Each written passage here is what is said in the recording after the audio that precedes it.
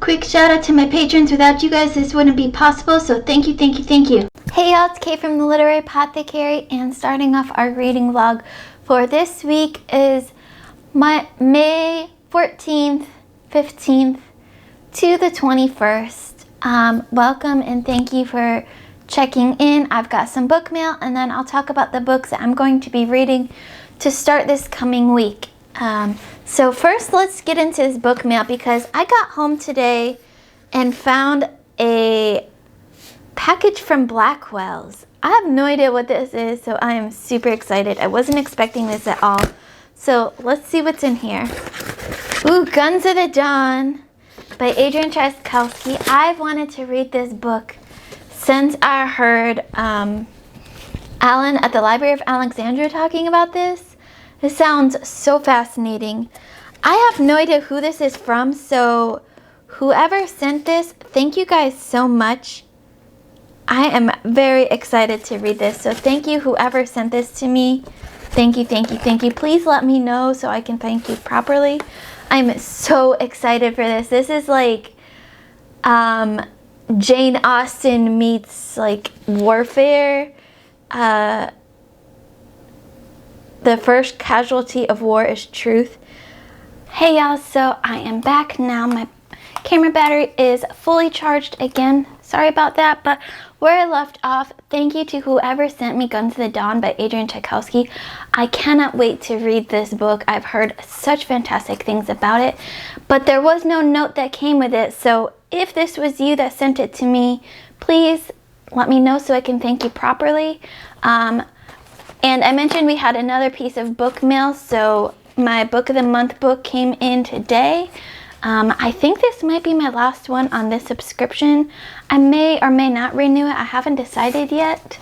But this month's book that I picked out was called Darling Girl by Liz Mikulski. And this is a Peter Pan retelling. This was apparently so popular that they had to do another printing of it, and so my book came a little bit later than expected, but I'm so excited for this one. In this beautiful reimagining of J.M. Barrie's classic, one woman must take on the infamous Peter Pan, who is not the innocent adventurer the fairy tales make him out to be, to save her daughter's life. So this is basically life is looking up for Holly Darling, granddaughter of Wendy. Yes, that Wendy. She's running a successful skincare company. Her son Jack is happy and healthy, and the tragedy of her past is well behind her, until she gets a call that her daughter Eden, who has been in a coma for nearly a decade, has gone missing from the estate where she's been long tucked away. And worst of all, Holly knows who must be responsible: Peter Pan, who is not only very real, but very dangerous. Eden has a rare condition, a secret that Holly is desperate to protect, especially from Eden's half-brother Jack, who knows nothing about his sister or the crucial role she plays in his life. Holly has no one to turn to. Her mother, Jane, is the only other person in the world who knows that Peter is more than a story, but she refuses to accept that he is not the hero she always imagined. Desperate, Holly enlists the help of Christopher Cook, a notorious ex-soldier, in the hopes of rescuing Eden before she loses both her children.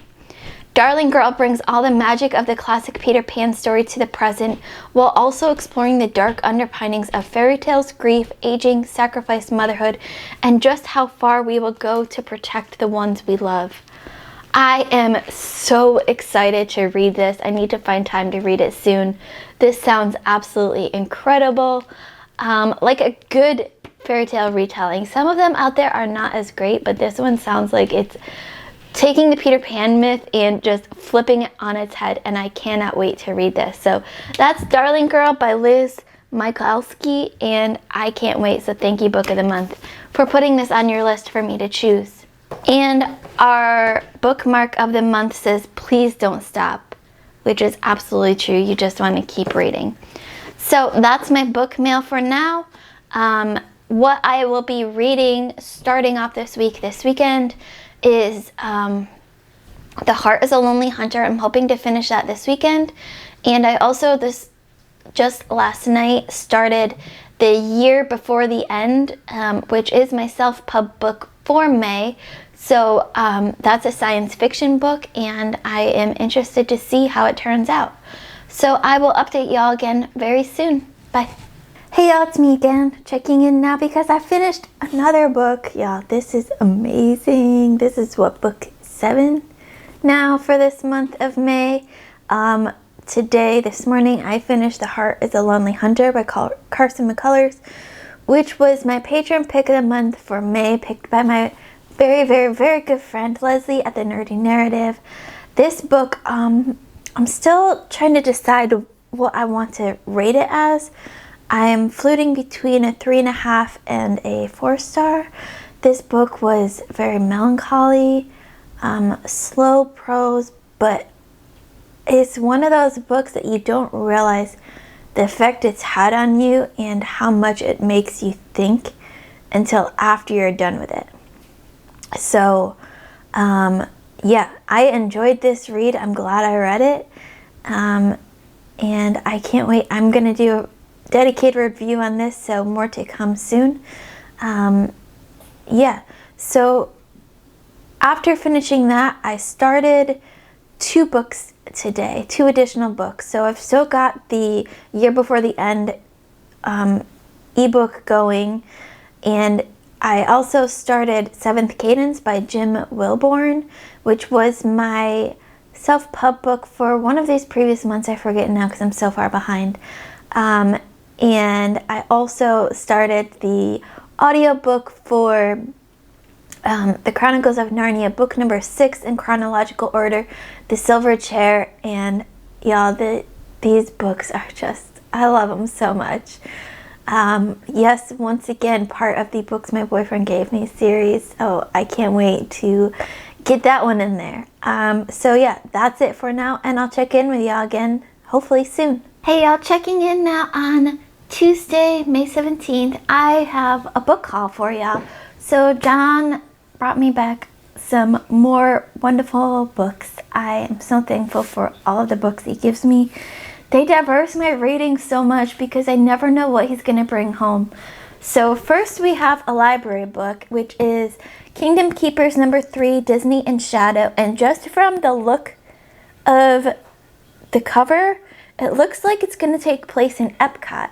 So each one of these books, so far at least, has taken place in a different Disney park. We had, in book 7, we had the Disney park out in California. Book 2 was in Animal Kingdom, and now book 3 looks like it's going to be in Epcot because you see that big giant golf ball, which is the Epcot signal there. So I can't wait to see what happens in this book. I will be starting this book as soon as I finish one of my other 2 books today, because this book needs to be back in like 2 weeks to the Durham School of Arts library. So I really, really need to get going on this. And it's a thick book, but as all of these books are, the font is really big because this is middle grade, for ages 8 to 12. So I'll be starting this today. The other books that he brought home were from the Riverside High School library. They apparently have like all of these books that none of the kids reads that then they sell to him or gift him. I don't know how that goes, but thank you, Riverside. First up, we have Hero, the Life and Legend of Lawrence of Arabia. I don't know why they thought a kid would want to read about Lawrence of Arabia. Most kids these days do not even know who Lawrence of Arabia was. But this is a biography of Lawrence of Arabia, and I'm excited to diverse my reading and get to know a little bit more about Lawrence of Arabia. So we'll see how this book goes. Next up is an instance of the finger post. I have no idea what a finger post is, but sounds like I'll find out soon once I read this book. This is fiction. Sounds like historical fiction, 1663 England. murder mystery maybe. So we'll see where this one goes. And then the last book that he brought home for me yesterday is Life Expectancy by Dean Koontz. And this was a book, an author that he said his mom used to read all the time. So he's really interested to see what I think of this book. I've never read a Dean Koontz book before, but it's been one of those names that I've always kind of been interested in reading at one point. I think he does kind of thriller, mystery, crime books. I have no idea. I could have just taken that out from left field. I have no idea what this book is about, but we'll find out soon. So that's my book haul. Later, I will check in once I finished my books for today. I'm hoping to finish 2 books, The Year Before the End and the book 6 in the Chronicles of Narnia series, The Silver Chair. I'm hoping to finish both of those today while I'm working from home. So we'll see how far I can get, and I'll check in with y'all again very soon. Hey y'all, checking in now. I just finished The Silver Chair by C.S. Lewis, book 6, I think it is, in the Chronicles of Narnia series, and this is the second to last book, the penultimate book in the series, and y'all, this was 5 out of 5 stars for me. I love this. This is one of my favorites, and that end made me cry. I was sitting at my desk listening to it, and it made me absolutely cry. So well done, C.S. Lewis.